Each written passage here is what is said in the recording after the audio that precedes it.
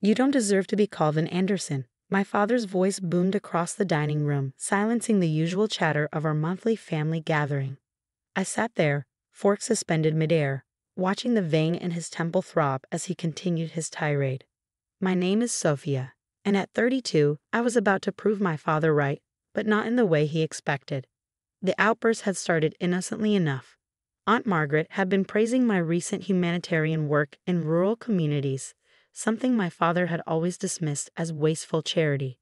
When she mentioned how proud she was that an Anderson was finally doing meaningful work, he snapped. Meaningful? He scoffed, his face reddening. The Andersons built this town through business and politics, not by playing Mother Teresa to freeloaders. My mother nervously adjusted her pearls, a habit she developed over 30 years of managing my father's temper. My younger brother James stared at his plate, while his wife squeezed his hand under the table. I set my fork down carefully, years of practice helping me maintain my composure. Is that what you really think, Dad? You've always been different, he spat, gesturing wildly. Always going against our values, our traditions. Your brother understood what it means to be an Anderson. But you? You're just, he paused, searching for the right words to wound. You're just not worthy of this name. The room held its breath. In any other family, this might have been the moment for tears or dramatic exits. But I've been waiting for this moment for 6 months, ever since I discovered the truth in Grandmother Eleanor's old diary. I smiled, reaching for my bag. You know what, Dad? You're absolutely right. My calm response caught him off guard. The familiar redness in his face faltered slightly. I'm not worthy of the Anderson name, I continued, pulling out a sealed envelope, because I'm not actually an Anderson. The silence in the room deepened. My mother's face went pale, her fingers frozen mid-pearl adjustment. What are you talking about? My father demanded, but there was a note of uncertainty in his voice that I'd never heard before.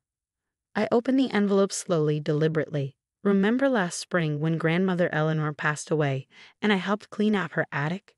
I found her diaries, and Dad, she had quite a story to tell about the summer of 1990. My mother's water glass slipped from her hand, splashing across the imported tablecloth. Nobody moved to clean it up. That's enough. My father stood up so quickly his chair toppled backward. I won't listen to this nonsense. The DNA test results in this envelope say otherwise. I replied, my voice steady. Would you like to tell everyone about Thomas Bennett, or should I? The name hit my father like a physical blow. He staggered slightly, gripping the edge of the table. My mother's face had gone from pale to ashen. Who's Thomas Bennett? James asked, looking between our parents in confusion. Mom's first love, I answered, meeting my mother's wide-eyed stare. The man she was still seeing 3 months into her marriage with Dad. The man who, according to Grandmother Eleanor's diary, is actually my father. The dining room erupted into chaos. Aunt Margaret gasped dramatically. Uncle Peter started quoting Bible verses about sin and redemption, and James just sat there, mouth open, trying to process that his perfect family wasn't so perfect after all. But I wasn't done. I placed the envelope on the table, sliding it toward my father. So you see, Dad, when you say I don't deserve the Anderson name, you're absolutely right. I never had it to begin with. The grandfather clock in the corner ticked loudly, marking each second of the stunning silence that followed. My father stood frozen, staring at the envelope like it might burst into flames. The envelope sat untouched on the table, a white rectangle that had just shattered our family's perfect facade. My father's hands trembled as he finally reached for it, his fingers fumbling with the seal. This is impossible, he muttered, pulling out the papers. You're lying. You've always been a troublemaker, always trying to destroy our family's reputation. I watched him scan the DNA results, his face growing paler with each line. The test was clear. I shared no genetic markers with the Anderson bloodline. Instead, there was a 99.9% match with Thomas Bennett's family. Where did you get this? He demanded, his voice hoarse. After finding Grandmother's diary, I reached out to Thomas's daughter, my half-sister, through social media. She agreed to a DNA test. Turns out we look remarkably alike. Aunt Margaret, never one to stay quiet during family drama, leaned forward. Eleanor knew about this, all these years. I pulled out the worn leather diary from my bag. She knew everything. She tried to convince Mom to tell the truth, but I glanced at my mother, who sat rigid in her chair, Some people prefer comfortable lies to uncomfortable truths. Sarah, my father turned to my mother, his voice dangerously low. Is this true? For the first time in my life, I saw my mother look her husband in the eye without flinching. Thomas was kind, she said softly. He was gentle and understanding. Everything you weren't. James pushed back from the table. I can't believe this. All those years you preached about family loyalty, about upholding the Anderson name, and it was all based on a lie. Your father gave me security, my mother continued, as if James hadn't spoken. The Andersons had position, respect.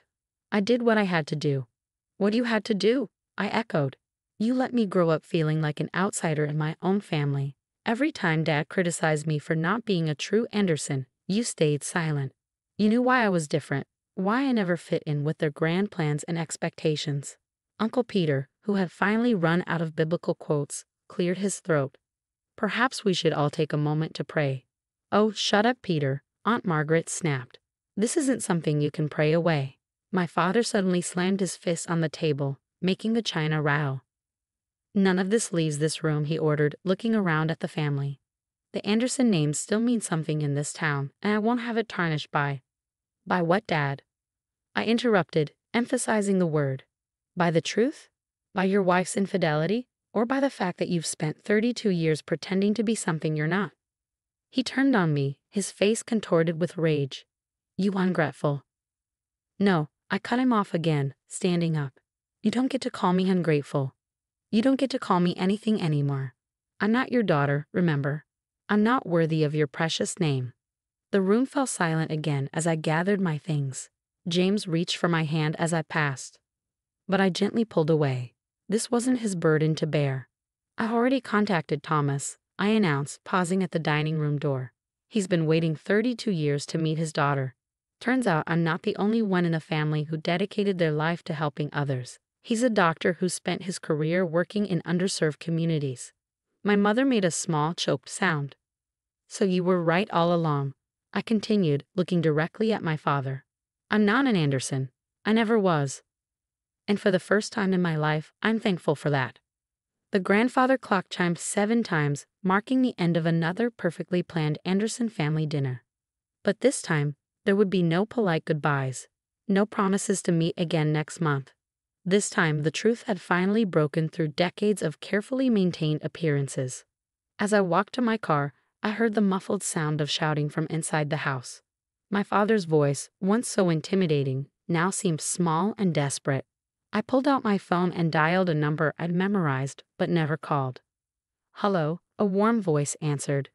Thomas, it's Sophia. I told them everything. There was a pause, then, are you okay? I looked back at the house where I'd grown up feeling like I never quite belonged. Yes, I said, surprising myself with how much I meant it. I think I finally am.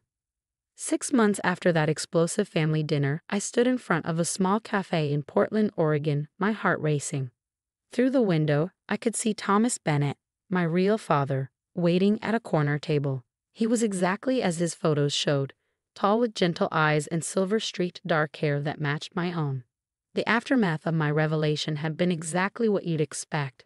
My father, Robert Anderson, had tried to silence the truth with money, threatening to cut off anyone who dared speak about it. But the Anderson family's perfect image had already cracked beyond repair. James called me the day after the dinner. I always wondered why Dad was harder on you, he said. Why nothing you did was ever good enough. I should have stood up for you more. It wasn't your battle. I told him. You didn't know. Still, he paused. You're still my sister, Sophia. DNA doesn't change that. His words meant more than any Anderson inheritance ever could. My mother tried to contact me multiple times, leaving voicemails filled with explanations and excuses. You have to understand, she pleaded. I was young, trapped in a loveless marriage. Thomas was the only person who saw me as more than an Anderson wife. I didn't respond. Understanding her choices didn't erase 32 years of silent complicity. Taking a deep breath, I pushed open the cafe door. Thomas looked up, and his face broke into a warm smile that mirrored my own. We had the same dimples. Sophia. He stood hesitating briefly before opening his arms. I stepped into his embrace, and it felt like coming home. I'm sorry, he whispered, his voice thick with emotion. I'm so sorry I wasn't there. Your grandmother, Eleanor, she told me Sarah had chosen Robert, that it would be better for everyone if I stayed away. We sat down, both of us trying to contain years of pent-up emotions. I followed your work, he said, pulling out a folder. Every newspaper article about your humanitarian projects, every mention of your community outreach programs. I kept them all. My vision blurred as I looked through the clippings. All those years I thought no one saw value in my choices. Some have been silently cheering me on. Your sister, Emma, she wants to meet you too. Thomas continued. She's a social worker in Seattle. When you're ready, of course. I smiled through my tears. I'd like that. Our conversation flowed easily, filling in 32 years of missed moments. I learned that his gentle nature and passion for helping others hadn't just skipped a generation. They were core Bennett family traits. The Andersons, Thomas said carefully, they value power, influence, status. But true worth isn't in a name, Sophia. It's in how you touch other lives. As if on cue, my phone buzzed with a text from Robert Anderson. The family name will be ruined if this gets out. Name your price to keep quiet. I showed it to Thomas, who shook his head sadly, still trying to control the narrative. He doesn't understand, I replied, deleting the message. You can't buy truth. Or family. Thomas reached across the table, squeezing my hand. No, you can't. But you can build it, nurture it, choose it. Later that evening, I sat in my hotel room, looking through old photos with new eyes. I sent one to James, us as kids, pulling silly faces at some formal Anderson event. Still siblings by choice, I wrote. Then I opened my laptop and began typing. Dear Mr. Anderson, you were right. I'm not worthy of your name. I'm worthy of so much more. I'm worthy of truth, of genuine love, of a family that values character over appearances. I'm worthy of the Bennett name.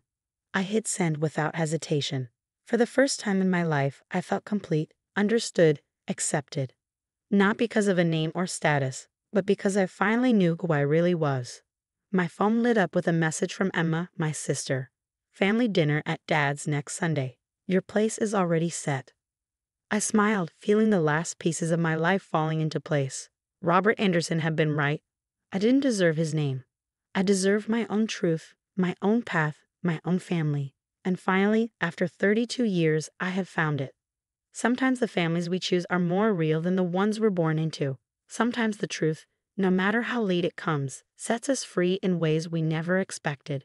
And sometimes proving someone right about who you're not helps you discover who you truly are.